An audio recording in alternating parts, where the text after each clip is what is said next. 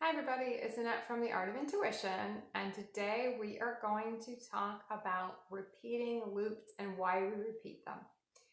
Now, I've done a lot of videos on why we repeat loops, but I felt like there was probably a necessity for another one. So we're going to talk about what happens and how we kind of start going back into something, even though it looks a little different. And I'm going to preference it with I'm going to kind of use a little different wording here, but I was looking at someone do a makeup tutorial on eyebrows and how to do eyebrows because her eyebrows weren't symmetrical and mine aren't symmetrical, and I was kind of watching how she was doing it. And even when she was done, she was like, well, they're still not exactly right, but they look a lot similar, but they're not perfect, right? Which will kind of go into the video I just did on perfection. But she said, they're sisters, not twins. And I thought that was really funny. I'm like, that's a great way to look at a lot of stuff. They're sisters, not twins. So we're going to talk about, and it's usually not how I use the word twins, but we're going to use that here. When we get into something, and it might not look exactly the same, so it might look the twin of the same thing we just went out of, but it's a kin, it's a sister, not a twin. So how does that happen, and why do we end up like that? So what's going to happen when we start to, in our human consciousness, we don't have the ability to see until we're way, way, way, way, way out of our reality, right? You might look back at something 8 years ago and understand why it had to play out that way. You might be able to see different ways you could have done something different. You might be able to see different paths you could have taken, in a sense, different realities you could have entered into, different things you could have gotten out of earlier. But when we're predominantly in our human consciousness, and that's the aspect we're making decisions from, right? We're not making decisions from our higher aspects. We're making decisions from our human consciousness, meaning we're letting realities fall around us. We're either making the mistake by but the human mistake, we're either letting the reality fall down around us, or we try to exit it too early because we don't want to deal with the ramifications of what we created. So we're gonna cut bait and run, which is not gonna solve anything anyway, or we're gonna stay so long that it's gonna fall down around us. So kind of another way to look at that is when we cut bait and run, we're thinking that physical act will end the energetic reality. But we're also telling our universe, oh, I can't deal with that yet, so you're gonna have to give me another situation so I can then deal with that, right? Or we're going to look at it the other way, where we stay too long, where the reality is energetically finished, but we might not have liked the way it ended. So we're going to hold on for some kind of physical ending that we're never going to get. So it's usually one or two ways. And normally people you're going to go one way or the other. I was one of the ones that kind of waited till everything fell down around me before I exited the reality of my human consciousness. And I'm still a little prone to that, even in higher consciousness realities. I feel like I still maybe let them drag on a little too long until the signs are very clear that I got to end it. I'll still kind of have a tendency toward that human program. And that's not because I haven't transcended some of it, but it's a little more left. Every time I do that, I know I'm just digging out more of that program to kind of hold on a little too long to stuff and kind of wait around for some really definitive sign that it's over when it's so clearly over, That's just one of the things that I would tend to go that way and not the other way. So if you tend to go the other way, just be advised that it's not going to help much either. You're going to end up in, maybe we're going to call it a sister reality where it's very similar. People might look a little different. Everyone's not a carbon copy, but it's a very similar energy. Because technically, when you exit out of anything, no matter how you do it, you're going to be a slightly uptick in the consciousness. It's just you're always kind of slightly going up. You're just not consciously doing it. So in our human consciousness, we really couldn't see it. So when we get into higher consciousness, then you can see it, right? You're able to see it. Now, you cannot see it, and that's why we don't have the ability to see it in our human consciousness, because in our human consciousness, we don't tick up quick enough to see the whole thing. We're in higher consciousness realities, we're expanding so fast because we're doing it consciously, that when we're in a reality that we need to close out, and no matter how conscious you are, you're going to still get in realities that have to close out, because your consciousness shifts, the realities have to shift, the people have to shift, you have to shift. A lot of things are tied to realities. Even higher consciousness realities close out. So you can move to another one, a higher one. You know, that's what we're always trying to go higher and higher and higher into higher realities. What we start to find is we're able to see it when our body still sets in the reality. Whereas we didn't have that awareness in human consciousness. So when you see people in human consciousness, and I'll watch people let things fall down around them, even though the signs are really there years before what's going to happen. Now, the gift I'm going to say in that is because because we all ticked up so slowly in our human realities, we have a lot of time before the collapse, right? Whereas in our higher conscious realities, we don't have as much time for the collapse anymore. You kind of start getting your warnings. You might be at DEFCON 4, DEFCON 3, DEFCON 2. DEFCON 1 comes really quick in higher realities because you move very quickly out of the consciousness and into something else.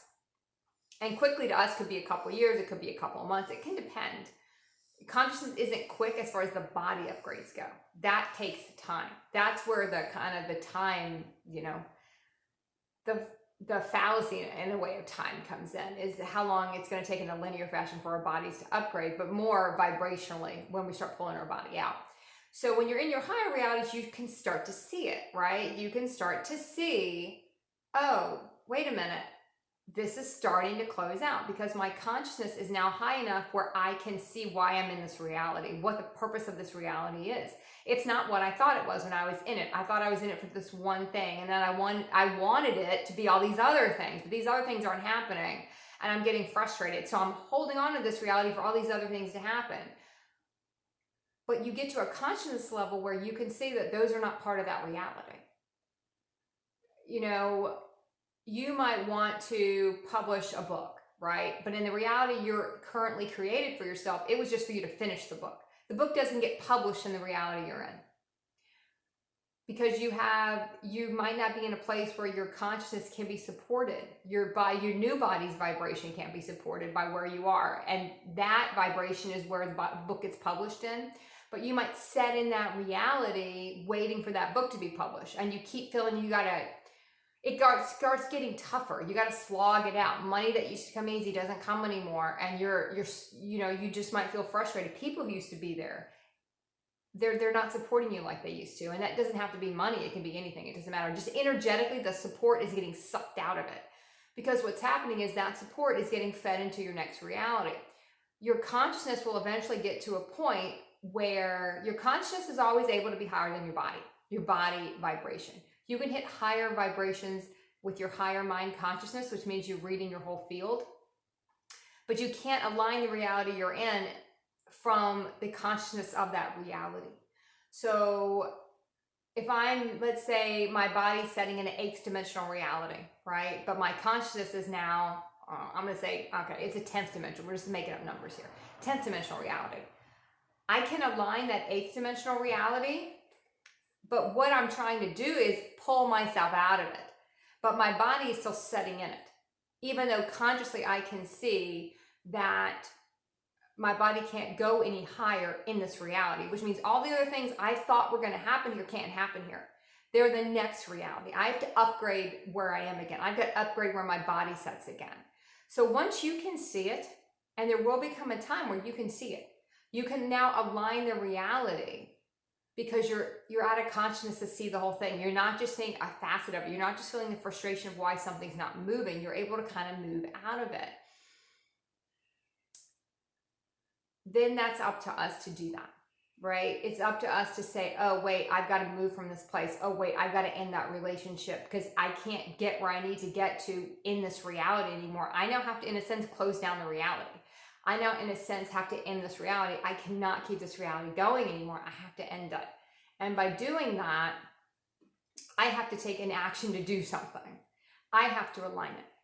And then I have to move my body somewhere else. That's the action of pulling your body out.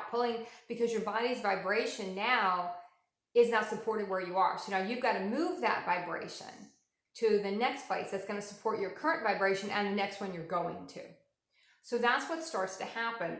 But if we don't take the hints, we're going to end up staying in that reality longer than we should. We're prolonging it, and we're prolonging the suffering. We're prolonging the suffering in a sense. It's not working out the way we want it to, and we get frustrated with the reality. And we get angry with the reality because it's not coming the way we want it to. And now there's a part of that we're still clearing programming. So there's a purpose to it, but there's also kind of a bit of an overstaying our welcome. When realities are starting to get tough, we need to look at what's going on. You need to keep going higher with your consciousness to see, can I get higher here? I got to be able to look at this from a different place and then see what I have to do to align it. And aligning it in a lot of cases kind of means moving and shutting it down, moving your body out of it. That's how our body continues to raise this vibration. We move our body out of the one we're in. We move our body out of that to the next one. If that's what that's what your universe is trying to get you to do. That's what the higher aspects of you are trying to get you to do. You got to actually do something. I see so many people who just want to set in stuff for long periods of time. And as I said earlier, I was a big proponent of waiting till it crashed down around me. And I still see some of that program I still work through. I kind of hold on a little too long. I wait till it gets really, really tough because I don't want to have to do all this stuff. And I mean, I've had to do a lot of stuff over the years, but it gets to some that you're like, oh, come on, I got to do this again and again and again and again and again. And the answer is yes. So if not, you could get into what I was starting to get into is kind of going back to that, they're sister realities. They're not exactly twins. Things look like they're getting a little bit better in certain things, but the overall energetics was sort of the same because I kept my body in it. And then I could almost hear myself saying to myself, like, you can stay in this reality as long as you want to. It's not going to be what you want it to be. That wasn't the purpose of it. As soon as you can see the purpose of the reality you were in, 9 times out of 10, that means it's coming to a close because now it has no purpose anymore because you see the purpose. You understand why you were there. You've achieved a certain consciousness there. You've cleared a certain amount of programming there. And now you're kind of due somewhere else. And you can't stay there. So look at where you're kind of setting in something too long, or the other extreme, cutting bait and going and then jumping back into something else because you don't want to deal with what you got to deal with. We will tend to be one or the other. And normally what I would say to do is, depending on which way you used to go as a human, you're probably going to still be clearing a lot of that programming from your body, even in the higher conscious programs and the higher consciousness realities, where you're still going to be trying to clear whatever was your go-to. So just be aware of what your go-to is and really look around. Is this reality working? You'll eventually be able to see the reality for what it is, what it was for. And realize that when you were in that phase, it was fully supported. But once your body was out of that phase, it didn't need the reality anymore. The support is now getting sucked from the reality. And now we have to physically move. Do something. You might have to physically move your body out of it, meaning you have to move your place you live. You might have to remove your body from that job, from that relationship. Actually move your body out of it. That's the part we don't like, because that means we got to talk to other people and we got to align things on our own. So, all right, look at where you're going through. Remember, a lot of times they're sisters, not twins, but they're still very much related. And keep practicing the art of intuition.